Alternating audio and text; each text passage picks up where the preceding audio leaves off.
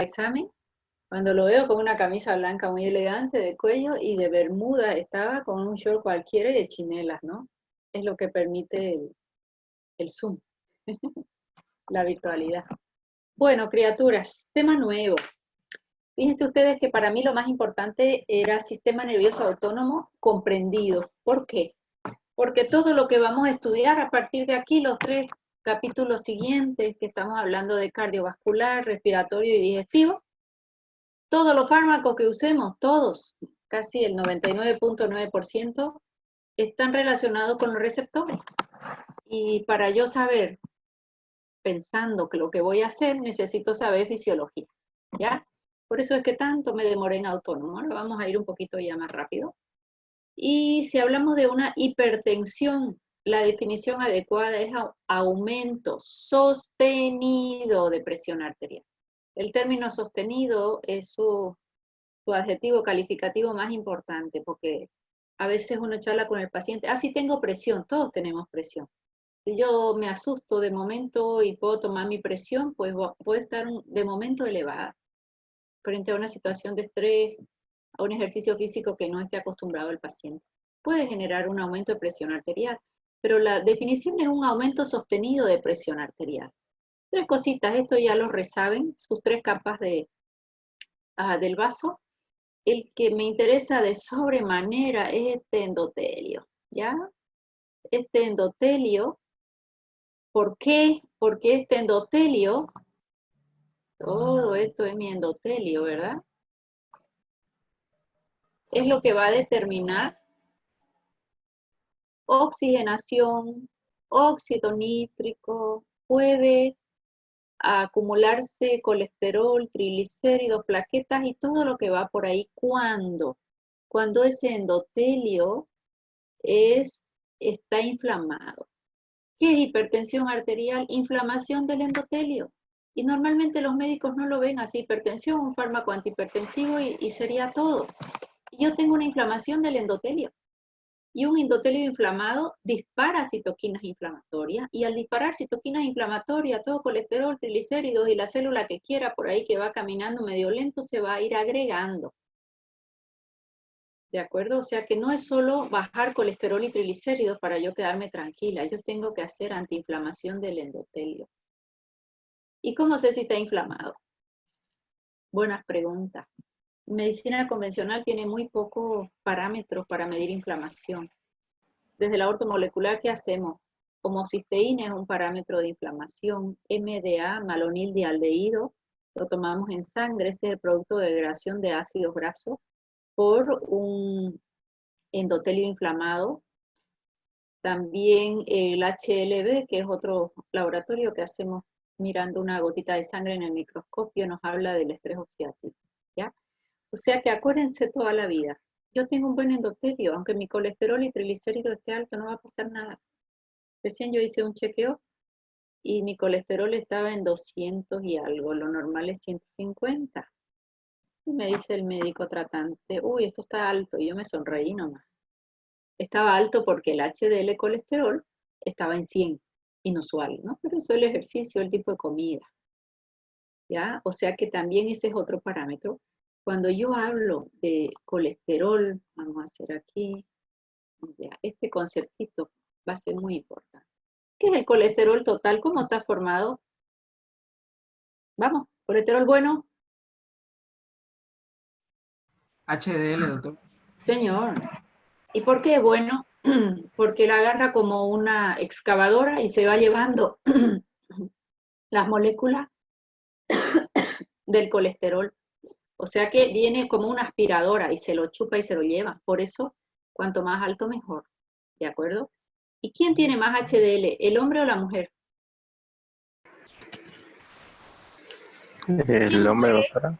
El hombre. ¿El hombre? No, señor, se equivocaron feamente. Porque el estrógeno sube el HDL. ¿Quién tiene más estrógeno hoy en día? Aunque está todo medio chipado a veces, ¿no? Las mujeres. ¿Quién muere de infarto joven? Ustedes escuchan, quedaron esos niños huérfanos, ¿de padre o de madre en edad fértil? De padre. El padre. ¿Y por qué? Porque tiene los HDL más bajos. Y el HDL, mientras más altos los estrógenos, edad fértil, es protector cardíaco. No se olviden nunca. Es un protector cardíaco. Las mujeres más que los varones. Llega la edad de menopausia y los dos se igualan. ¿Y con qué subo el HDL? Una dieta que contenga Una dieta que contenga el colesterol bueno, doctora. ¿Y quién es colesterol bueno? ¿Qué dice acá? El ejercicio. Sí, señora Noelia. Bien, Noelia. Hablando por teléfono. Dice, sí, es que era uno de mis pacientes. Ya. El omega 3. Cuando hablo de omega, es un aceite de pescado. El omega tiene dos componentes, ¿ya? Uno se llama EPA y el otro se llama DHA. El DHA ayuda a las conexiones interneuronales, por eso le damos a los chicos mucho DHA. Y el EPA es un modulador de inflamación, principalmente en inflamación crónica. Y él me aumenta las HDL, ¿ya? La inflamación está muy relacionada con ácidos grasos circulantes oxidados en alta concentración, ¿ya?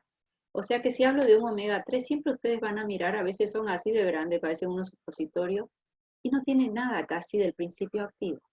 Aunque sea de así de grande, ustedes van a ver en esos 1000 miligramos cuánto hay de EPA y cuánto hay de DHA. Lo ideal es que de EPA sean 1000 miligramos durante todo el día. Un buen super omega bien concentrado tiene 300, 400 miligramos de EPA. ¿Ya? El ácido eicosano-pentanoico, EPA. Eso hay que mirar siempre. Omega 3. ¿Y qué es el omega 6? Es las grasas que comemos de las gorduras animales que no son saludables, pero sí tiene que haber en la dieta también un poquito de omega 3, omega 6. Muchas veces vienen los omegas 3, 6 y 9, mortal. El omega 3, el que necesitamos, ese es antiinflamatorio. El 6 y el 9 generalmente en una cantidad más alta son proinflamatorios. ¿Ya? Entonces ahí les he enseñado que deben elegir bien un omega. ¿Qué necesito? La que tenga mayor cantidad de EPA para antiinflamación y para los chicos o para un Alzheimer de DHA. ¿Ya? Para todos en realidad, pues también mejora las conexiones neuronales. Eso lo van a mirar, a veces uno dice, este omega, mira, el grandote vale $10, este vale 20, y el problema es la concentración. Bueno, ¿por qué hablé del omega 3? Porque el HDL se sube con buen omega 3 y con ejercicio físico intenso. ¿Ya? Ok, ¿qué otro colesterol hay? LDL, colesterol malo, y el más malo de todo, VLDL, de muy bajita densidad, ¿ya? Y el VLDL se forma generalmente cuando el paciente comió mucha glucosa, no se la utilizó, se guarda como triglicérido. El triglicérido se eleva y el VLDL se eleva. Un paciente, el VLDL es hasta 30 lo normal, con un colesterol alto, pero un VLDL bajito, ok, es un problema genético. Genéticamente tiene un gen que le hace formar colesterol, aunque su dieta sea impecable, aunque se tome los omegas que se tome. Y hay que medicar. Ahí les estoy enseñando una maña importante, que hay que saber leer los laboratorios.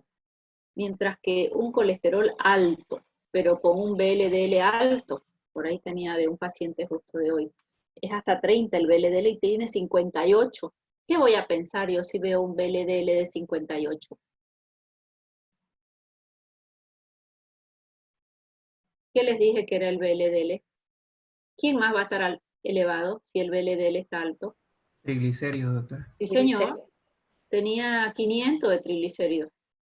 En un parámetro hasta 150. Otros laboratorios dan a 200, según estas lentes. Muchos se me caen. Yo no sé cómo las voy a agarrar. Ya. Entonces, triglicérido alto y el VLDL está alto. ¿Por qué? ¿Y qué más va a estar alto? ¿De dónde vino tanto triglicérido que no es genético? Consumo de carbohidrato o de grasa. El paciente te dice, no como nada con grasa, doctora. Todo al horno, todo a la plancha, no como frito. ¿Por qué mi triglicérido está alto? ¿Cuál es la respuesta? por los hidratos de carbono. Sí, señor, hidrato de carbono que no se usó. Rápidamente el hígado es el primero que los guarda y hace los triglicéridos, lo va reacomodando un hígado graso, después tejido adiposo, después un páncreas graso. Ok, Entonces, esto siempre hay que saberlo leer, ¿de acuerdo? Colesterol total 150, otras líneas dan hasta 200. ¿Qué es lo ideal? Que este HDL esté lo más alto posible. La edad lo disminuye, los estrógenos lo aumentan, senoestrógeno o malos tipos de alimentos lo disminuyen, omega 3, un buen omega 3 lo eleva. LDL es un colesterol malo, pero el más malo de todo es LDL, es hasta 30. Lo normal es que esté bajo, pero frente a un VLDL muy alto, generalmente está asociado a alimentación. Y muy bajito, con un colesterol alto, generalmente tiene un componente genético. ¿Qué problema yo? Fíjense, voy a hacer, bueno, el caso mío, a ver que está fresquito, me lo acuerdo. 100 miligramos, el LDL tenía 60 y el VLDL tenía 15. No, sí, este tenía un poquito más, tenía 98. Ya. ¿Cuánto es la suma de eso? Es difícil. Vamos. 113. Muy bien. Si yo solo veo colesterol total con 213, ¿qué voy a pensar? Colesterol alto. ¿Qué voy a pensar? Que está alto. Y es lo que me decía el médico. Ahí en el parámetro era hasta 150. Uy, tenemos un colesterol alto. Hay que trabajarlo. Y voy bajando y colesterol total, le di este ejemplo porque es la suma de estos tres. Más yo tengo que ver cómo se compone. Esto es inusual. Los pacientes llegan a 35, 40, como un buen HDL. Esto es lo más difícil de subir. Este está bastante bueno y este está fantástico también. ¿De acuerdo? No tanto es el problema del colesterol, sino que ese colesterol se oxide. Ese colesterol va a dar vuelta por acá por endotelio. Pero si este endotelio, ya me salí de ahí, bueno, si este endotelio tuviese ahí un disparador de inflamación, estoy dibujando así una citoquina inflamatoria, un endotelio dañado, lleno de placas de ateroma, que pierde hasta su elasticidad. Ateroesclerosis son placas, arterioesclerosis ya es un endurecimiento por falta de ejercicio físico general. Si acá este endotelio ya se dañó por algún motivo, esa parte genera citoquinas inflamatorias y todo lo que pase por ahí va a oxidarse, entra en oxidación. O sea que el gran problema acá es tener estos valores no solo en rango, que no estén oxidados. El estrés oxidativo de mi paciente debe ser bueno, casi normal o fisiológico, no un estrés severo. Y si ustedes me preguntan, ¿y de qué está hablando, profesor, estrés oxidativo? Yo respiro aire y el aire me oxida. Entonces vivimos oxidados. No. ¿Por qué? El 97% de ese oxígeno encuentra todo un sistema antioxidante, enzimas como superóxido de dismutasa, glutationa peroxidasa, y hacen que ese oxígeno no nos oxide y lo reduce, hasta peróxido de hidrógeno. Y si lo reduce ya no me oxida. Yo les dije un 97%. Hay un 3% que sí se va a oxidar y que va a dar radicales libres y que es mi defensa frente a las bacterias y frente al medio ambiente. Yo no tengo que antioxidar a un paciente que no lo precisa. Solo tengo que antioxidar al que sí lo precisa. Porque si yo lo antioxido al que no necesita, ese 3% que formaba radicales libres contra virus, bacteria, contra lo que entre a mi cuerpo, hasta por el aire no es estéril, ese paciente no va a tener inmunidad. ¿Ok? O sea que yo estoy hablando de que solo respiro aire y entro en formación de oxidación. Mi propio sistema antioxidante es capaz de reducir ese oxígeno y que no me haga daño y que me oxigene. Más hay un chiquitito, un 3%. Ese 3% va a quedar para formar radicales libres, que son especies reactivas del oxígeno que van a impactar contra los microorganismos que ingresen para protección. ¿Y cuáles son las enzimas de ese sistema de estrés oxidativo?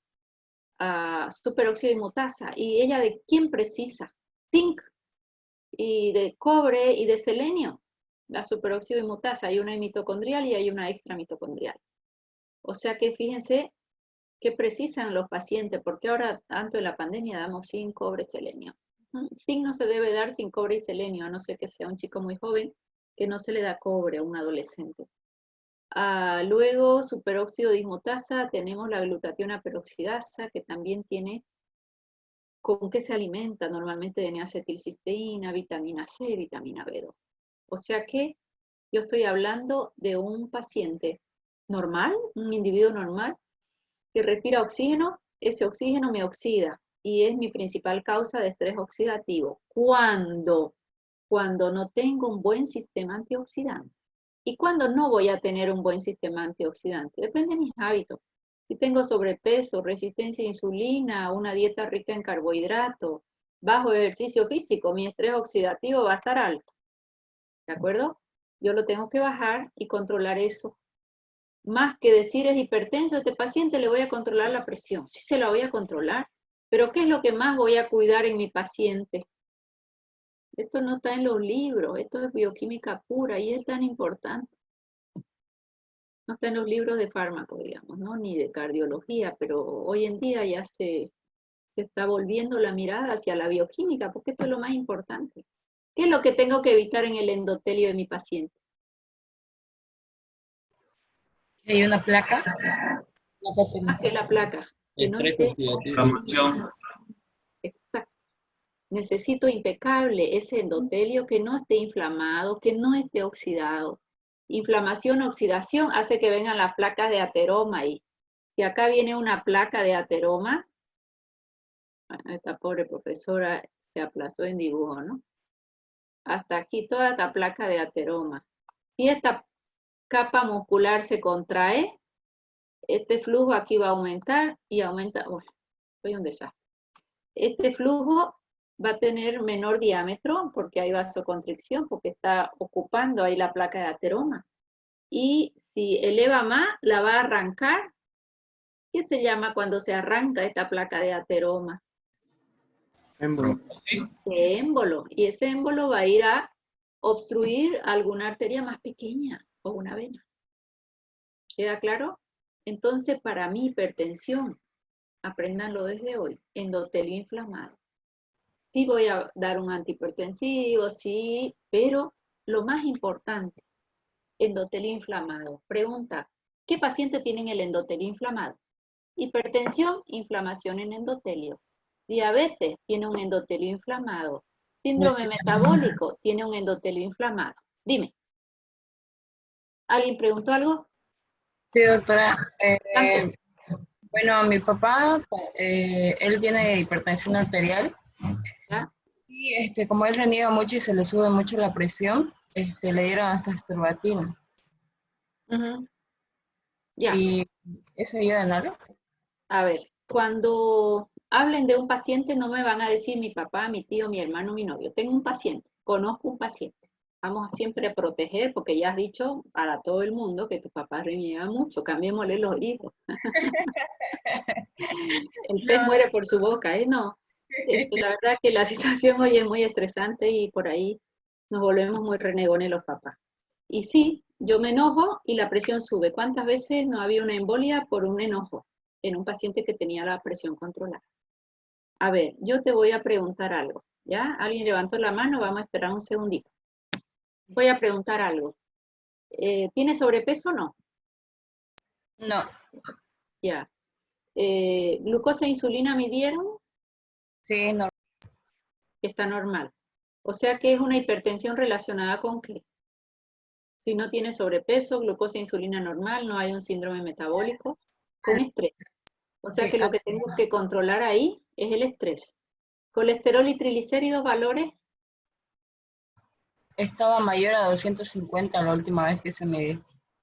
Y los ¿te recordás? HDL, LDL, VLDL. Necesito que eso lo aprendan a leer bien. No es nomás está en valor hasta en el máximo. No. Tengo que aprenderlo a leer. ¿Los tenés a mano o no? No, doctor. Qué barbaridad. Los tienes que tener. Ya, fíjate que después lo podemos mirar y vamos a ver sus valores y ahí vamos a sacar conclusión. ¿Ya? Pero un paciente delgado y con buenos hábitos, lo más probable es que esa hipertensión esté relacionada a estrés. Lo que tengo que modular es estrés. Le cambiamos la esposa, le cambiamos los hijos, le cambiamos el trabajo, está difícil. Eso le tocó y punto.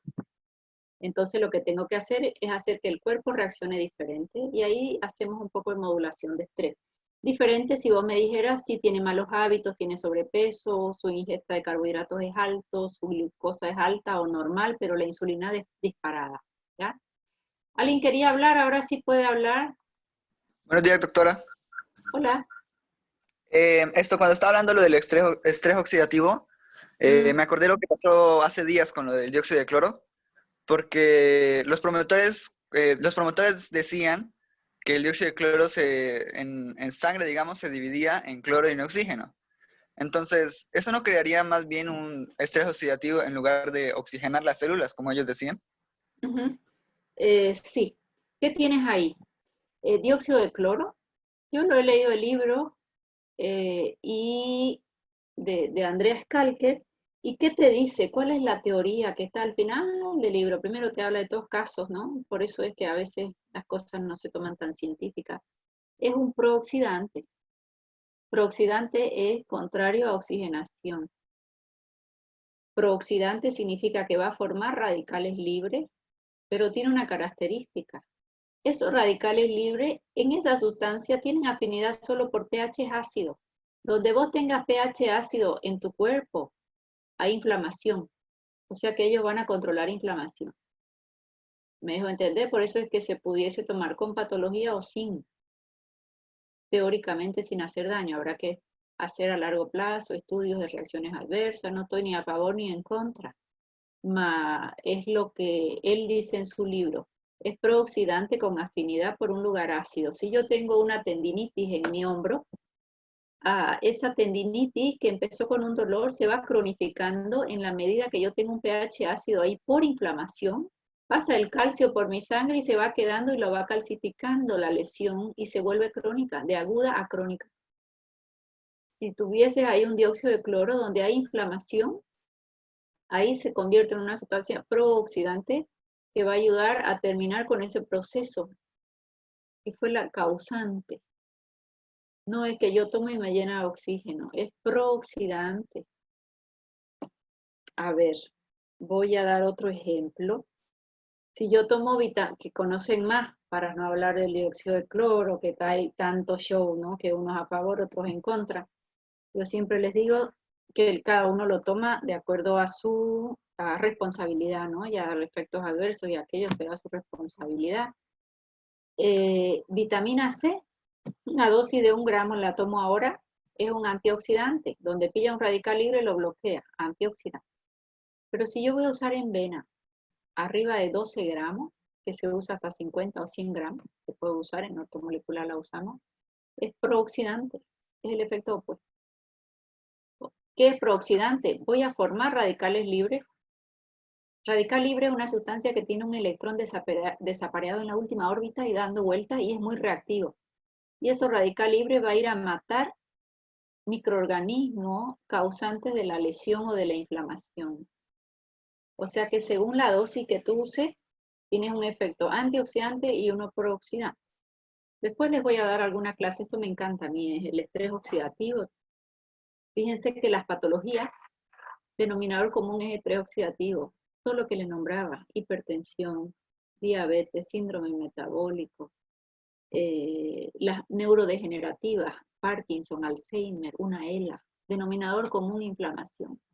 ¿Y de dónde nace la inflamación? A ver, pensemos. Yo tengo todas mis células con doble membrana lipídica, ¿sí o no?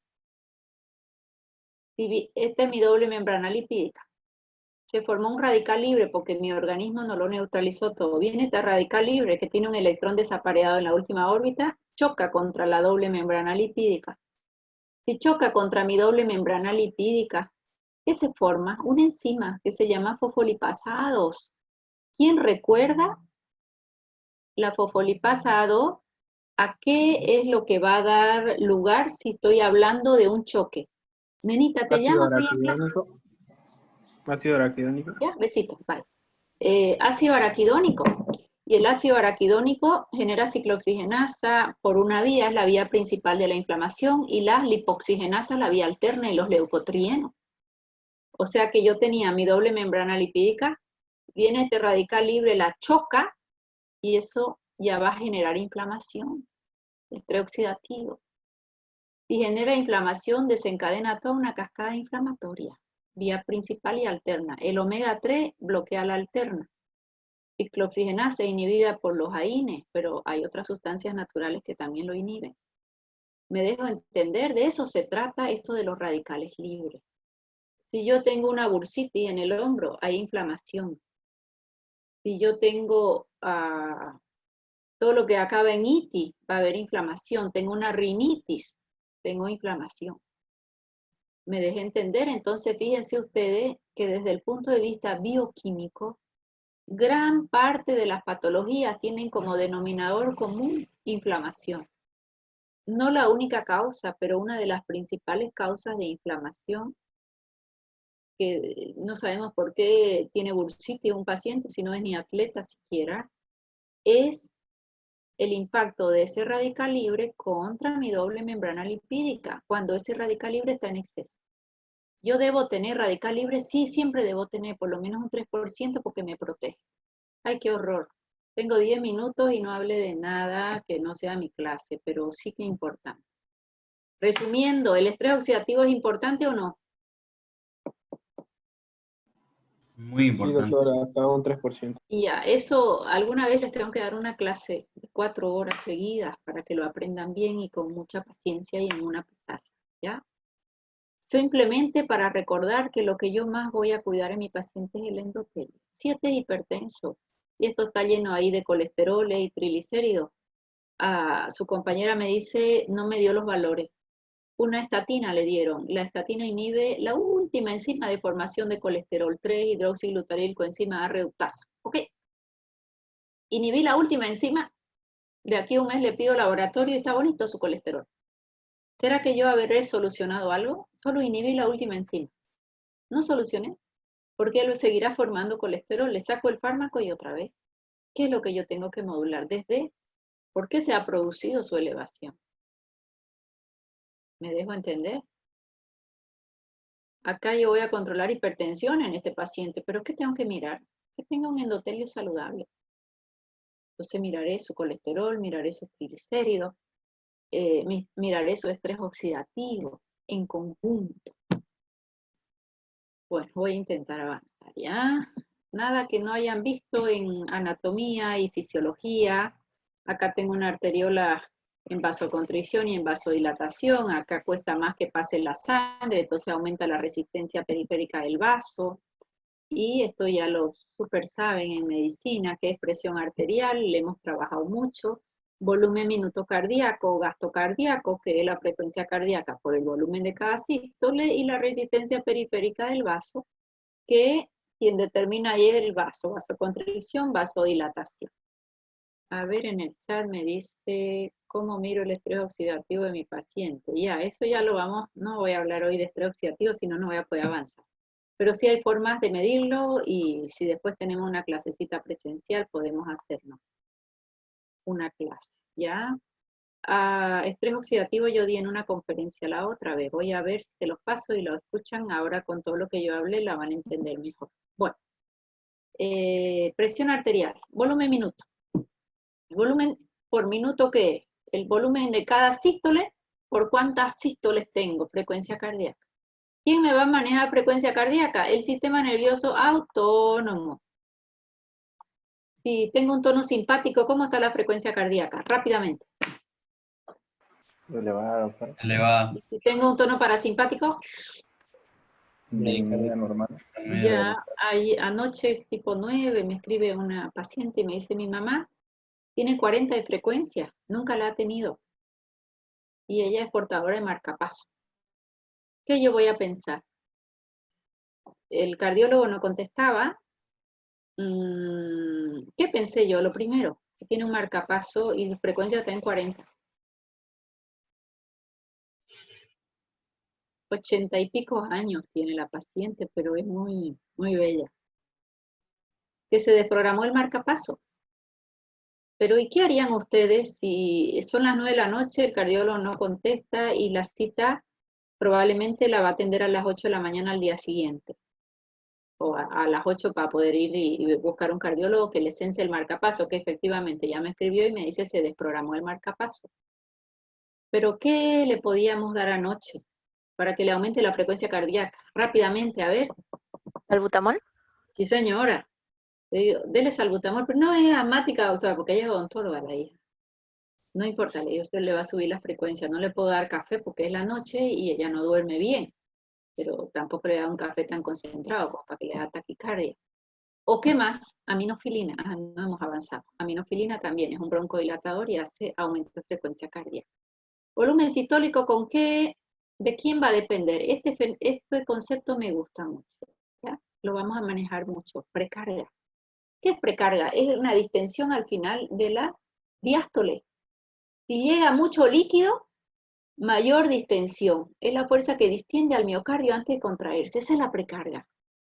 Y si más se distiende porque llega más volumen.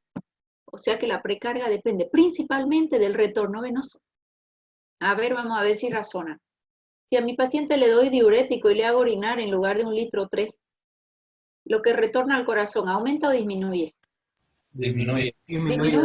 Disminuye el retorno venoso. ¿Y la precarga aumenta o disminuye?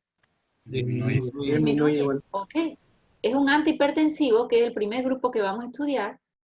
Es un antihipertensivo que no es vasodilatador, pero sí disminuye precarga, disminuye volumen sistólico, disminuye volumen minuto y disminuye presión arterial. Es el primer grupo que vamos a estudiar de antihipertensivo. Único grupo que no es vasodilatador. Todos los demás van a disminuir resistencia periférica del vaso y van a ser vasodilatadores. Gran problema a veces en pacientes jóvenes, varones, porque al haber vasodilatación muchas veces hacen disfunción sexual y lo abandonan el tratamiento. ¿De acuerdo? Pero en este caso, si yo disminuyo precarga, disminuyo retorno venoso, porque mi paciente orino más, disminuye volumen sistólico, no estoy tocando frecuencia cardíaca, y si disminuye volumen sistólico, y esto es una multiplicación, volumen sistólico por frecuencia cardíaca, este disminuye el volumen, disminuye presión. ¿Se entendió? Sí, doctor. Ok. Sí, doctor. Me gusta, mis alumnos de medicina son muy rápidos. A ver, acá dice disminuye. Muy bien, Mauricio. Ya. Contractilidad. Mi corazón se contrae más, expulsa más. ¿En qué patología disminuye la contractilidad? Insuficiencia cardíaca. Insuficiencia cardíaca. Insuficiencia cardíaca izquierda. Disminuye la contractilidad, expulsa menos y se queda remanente de sangre sin expulsar y hace que el corazón se agrande hasta donde pueda, y eso hace que a nivel pulmonar empiece a entrar en una ICC. Se va llenando de líquido, una insuficiencia cardíaca congestiva que puede hacer un edema agudo de pulmón. Ok, ¿y qué es poscarga? Fíjense que el ventrículo se contrae, ¿cómo me hace falta mi pizarra? El ventrículo se contrae y aquí el ventrículo izquierdo, aquí está la aorta, y él tiene que expulsar la sangre. Si esta aorta está contraída, ¿le va a costar más o le va a costar menos expulsar la sangre? Le va a costar más. Le va a costar más. O sea que la poscarga es la fuerza que se opone al vaciamiento del ventrículo. A ver, vamos a pensar. Y la poscarga está en directa relación con presión arterial. Si esta poscarga aumenta, este volumen sistólico aumenta, volumen minuto aumenta, presión arterial aumenta. No hay donde perderse. Pero si a esa aorta yo la dilaté, le di un vasodilatador arterial, ¿a ese ventrículo le cuesta más o le cuesta menos expulsar su contenido? Le cuesta menos. Sí, señor, estoy vasodilatando arteria. Hay vasodilatadores arteriales, venosos, la mayoría mixtos o con preferencia. Pero entonces la fuerza que va a hacer el ventrículo para vaciarse disminuye, entonces estoy disminuyendo poscarga. Si disminuye poscarga, disminuye volumen sistólico. Si disminuye volumen sistólico, disminuye volumen minuto, disminuye presión arterial. Ok. esta gráfica es fundamental para entender todos los antihipertensivos. ¿En qué sentido? Si precarga disminuye, disminuye presión arterial. Y la precarga, yo les dije que si disminuye el volumen, disminuye. Pero ¿qué va a pasar si todo el sistema venoso yo lo dilato? ¿Retorna más o retorna menos sangre al corazón? Menos. Retorna menos. Entonces allá tengo dos mecanismos, perdón, de cómo bajar la precarga. O hago la vasodilatación o disminuyo el volumen. ¿El volumen quién lo disminuye? Los diuréticos. Diuréticos. Y los otros, el retorno venoso, ¿quién lo disminuye? Vasodilatadores de tipo venoso. ¿Y la poscarga quién la disminuye? Vasodilatadores de tipo arterial. ¿Puedo tener un vasodilatador mixto? Sí, la mayoría son vasodilatadores mixtos. ¿Está claro?